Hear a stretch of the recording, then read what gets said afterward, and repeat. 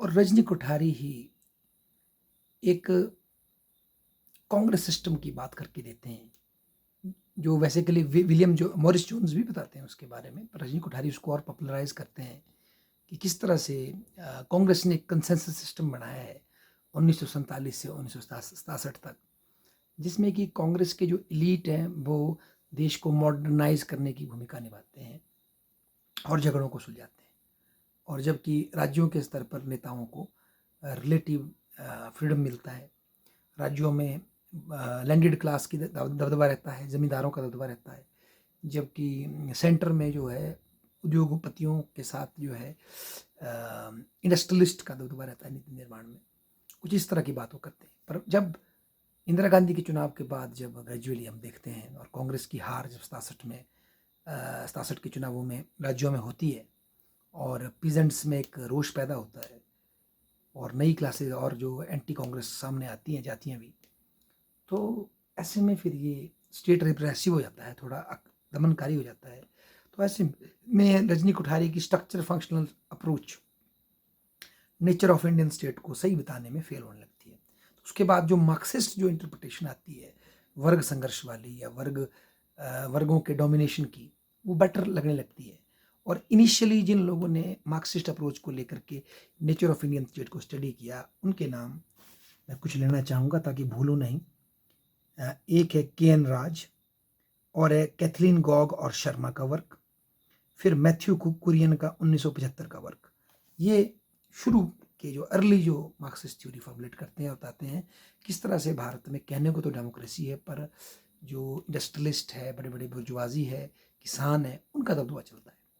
पर later on जब emergency लगाती है इंदिरा गांधी और उसके बाद और ज़्यादा इस फील्ड में इंटरेस्ट पैदा होता है मार्क्सिस्ट थ्योरी से भारत को समझने में, तो फिर उसके बाद कुछ और विद्वान ज़्यादा बेटर, ज़्यादा नुआंस्ड मार्क्सिस्ट थियरी देते हैं, जो कि एक डोमिनेंट क्लास के कोलिएशन की बात करता है कि बड़े प्रभुत्व व्यक्ति जो हैं, ताकतवर जो वर्ग हैं, वो इकट्ठे होकर कोलिएशन बनाकर भारत को गवर्न कर रहे हैं। और इसमें सबसे फेमस आता है प्रणव वर्धन का work, political economy of Indian state के नाम से उनका एक वर्क होता है प्रणव वर्धन का, जिसमें वो बताते हैं कि 4 वर्ग, पूंजीपति, बड़े बड़े जिम्मेदार, बड़े बड़े हाई ऑफिसर्स, और इस तरह के 3 वर्ग शायद कि जो डोमिनेट करते हैं, और राजनेता, हाँ, ये जो है भारत की राजनीति को डोमिनेट करते हैं और बाकी लोग इनको फॉलो करते हैं। ये अब सबसे पहले अपने एक लास्ट इंटरेस्ट को फुलफिल करते हैं। इस तरह की बात हमारे प्रणव वर्धन कहते हैं मार्क्सवादी दृष्टिकोण से। उसके पश्चात अगर हम देखें तो प्रणव वर्धन के बाद, हाँ, तो ये प्रणव वर्धन का वर्क 1984 में आता है, पॉलिटिकल इकोनॉमी वाला प्रणव वर्धन। और उसके बाद 1990 में Achin Vanaik, India the bourgeoisie democracy painful transition, जो कि इकोनॉमिक रिफॉर्म के संदर्भ में बात करता है, तो उसमें हमारे अचिन वनिक भी इसी पे संकेत करते हैं। फिर रुडोल्फ भी 1987 में परस्यूट ऑफ लक्ष्मी की अपनी पुस्तक में थोड़ा पॉलिटिकल इकोनॉमी यानी मार्क्सिस्ट अप्रोच को फॉलो करते हैं। और फिर आशुतोष वर्ष्णय 1995 में ग्रामीण और शहरी कन्फ्लिक्ट के नाम पर अपनी बुक लिखते हैं, जिसमें कि वो जमींदारों की लॉबी वर्सेस कैपिटलिस्ट की लॉबी के संघर्ष की ओर संकेत करते हैं। तो बेसिकली ये एक हम कह सकते हैं कि मार्क्सवादी पर्सपेक्टिव से इंडियन स्टेट को समझने की बात है, जिसमें कि रुडोल्फ का डिमांड पॉलिटी और कमांड पॉलिटी का कॉन्सेप्ट, जिसमें कि इनिशियली जो है जब नेहरू जी डोमिनेट करते हैं तो लोग जो हैं फॉलो करते हैं स्टेट की हीजेमनी को और तंगी करते हैं और पूंजीवाद को विकास करने में हेल्प करते हैं। और जब नेहरू जी का डिक्लाइन हो जाता है तो फिर लोग अपनी डिमांडें बढ़ाते हैं और स्टेट को उनकी डिमांड्स फुलफिल करनी पड़ती है, तो डिमांड पॉलिटी का कॉन्सेप्ट आता है। तो ये भी मार्क्सियन, सेमी मार्क्सियन या पॉलिटिकल इकोनॉमी की अप्रोच है। और हमारे जो ये आशुतोष बशनई को तो मैंने बता दिया, जो हमारे अचिन वनिक जी हैं वो ये बोलते हैं कि इंडिया में एक तरह का बुर्जुआजी रेवोल्यूशन तो हुआ है, पर ये कोई क्रांति से ना होकर के लोगों को पैसिवली जोड़ने का इनडायरेक्टली वो बात करते हैं।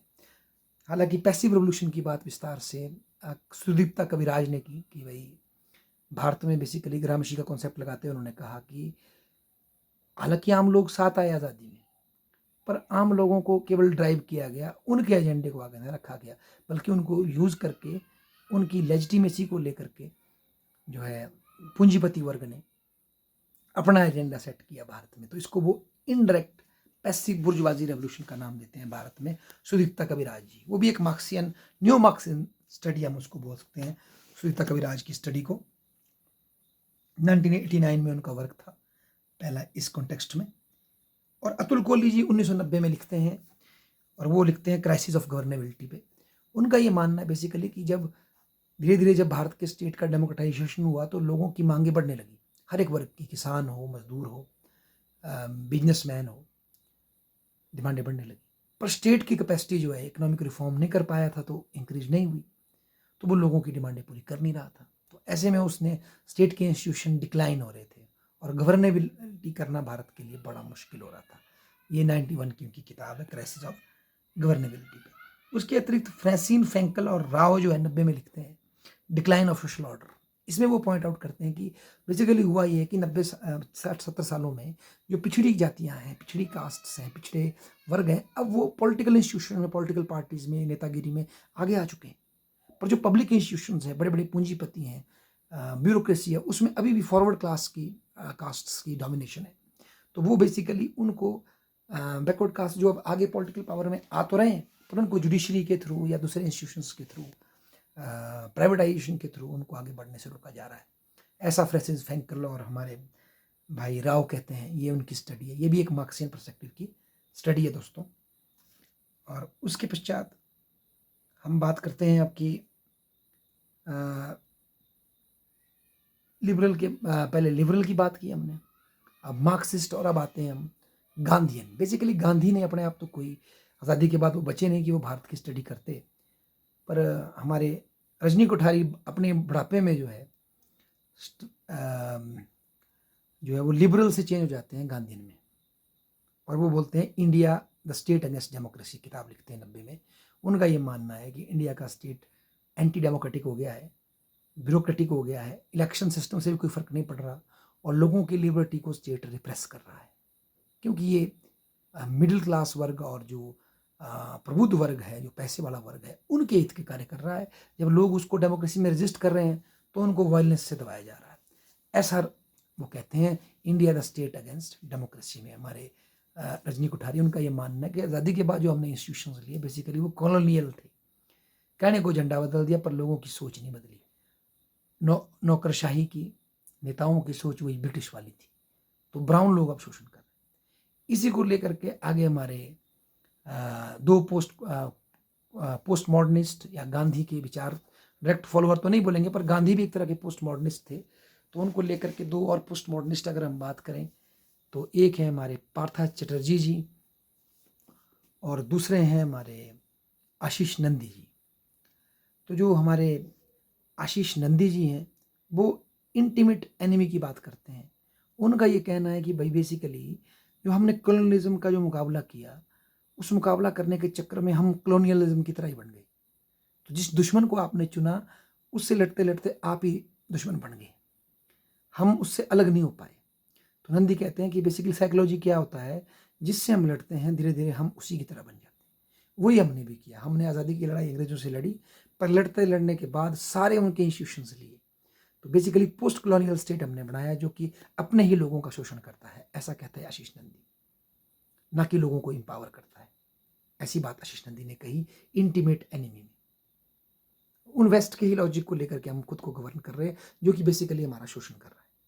फिर आते हैं पार्थ चटर्जी, वो भी उनको पोस्ट मॉडर्निस्ट या गांधीयन उसमें डाल सकते हैं, पर मैं फिर कहूँगा कि वो गांधीयन फॉलोअर नहीं थे। पर गांधी का जो अगर पोस्ट मॉडर्निस्ट गांधी के अंदर जो दिखता है, जो कि मॉडर्निटी को एक्सेप्ट नहीं करता है, तो उसी तरह से ये दो बंदे भी हैं। तो ये पार्थ चटर्जी जी बोलते हैं कि भाई बेसिकली नेहरू ने जो इकोनॉमिक रिफॉर्म लाए भारत में, कि भाई नेहरू जी ने जो प्लानिंग कमीशन भारत में बनाया और 5 ईयर प्लान शुरू की, बेसिकली वो पॉलिटिक्स वाई प्लानिंग था कहने को। तो उन्होंने उसको इकोनॉमिक्स और देश के विकास की बात की, पर बेसिकली वो पॉलिटिकल इंस्ट्रूमेंट था, जिसके थ्रू जो स्टेट्स में जो जनता रह रही थी, कृषि में जो जनता रह रही थी, उनसे अपने देश का भविष्य खुद तय करने का छीन लिया गया अधिकार, और सारा अधिकार प्लानिंग कमीशन ने इंडस्ट्रीज के विकास करने में तय कर लिया, और ये सारा अधिकार सेंटर ने सेंट्रलाइज कर लिया। तो वो कहते हैं जो ये पंचवर्षीय योजनाएं बनाई गई, बेसिकली इसने बाकी सभी वर्गों को डिपॉलिटिसाइज कर दिया। ये एक तरह का पॉलिटिक्स था, और बाद में पापा त्रिपाठी 2004 में कहते हैं पॉलिटिक्स ऑफ द गवर्नड का कॉन्सेप्ट लाते हैं। वो कहते हैं बेसिकली भारत में क्या हुआ है 91 के बाद से, अब ये नहीं है कि भाई जो हमारे इसने कहा, जो रूलिंग कोलिशन की बात पहले मार्क्सवादी कर रहे थे कि भाई देखिए जी, भारत में पूंजीपति, बड़े बड़े किसान और नेता और अफसर देश को रूल करते हैं, तो अब वो बोलते हैं ऐसा नहीं है। 91 के रिफॉर्म के बाद अब ऐसा हो गया देश में, जो पूंजीपति सबसे डोमिनेट हो गए हैं और जो किसान के जो नेता हैं उनकी वैल्यू थोड़ी घट गई है, क्योंकि पूंजीपति स्ट्रांग हो गए। और कारण ये है कि मिडिल क्लास के जो लोग हैं शहरों में, जो सिविल सोसाइटी का पार्ट है, जो कि कानून के साथ चलते हैं, कानून को फॉलो करते हैं और पूंजीवाद को अपना आदर्श मानते हैं, वो अब पूंजीवाद के साथ जुड़ चुके हैं। तो ऐसे में पूरे देश में पूंजीवाद की हिजीमनी बन चुकी है और मध्यम वर्ग उनका फॉलोअर बन चुका है। पर बहुत बड़ा वर्ग ऐसा है जो गरीब है और उतना संसाधन संपन्न नहीं है, गाँव में भी है और शहरों में भी गरीब आदमी है, वो है पॉलिटिकल सोसाइटी।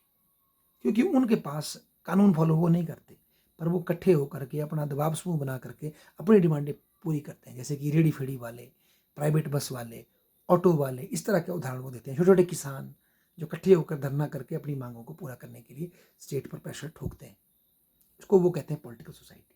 तो इंडिया बढ़ चुका है सिविल सोसाइटी में, जिसमें पढ़े लिखे लोग, शहरों में रहने वाले लोग जो कि प्राइवेट सिस्टम को ही अच्छा मानते हैं, और अधिकांश लोग जो कि गाँव में और शहरों के गरीब जो लोग हैं, जो कि वोट दे करके, वोट के नाम पर इकट्ठा होकर अपना समुदाय बना बनाकर, प्रेशर ग्रुप बना बनाकर अपनी डिमांडें, अलग अलग डिमांडें सरकार से मांगते हैं।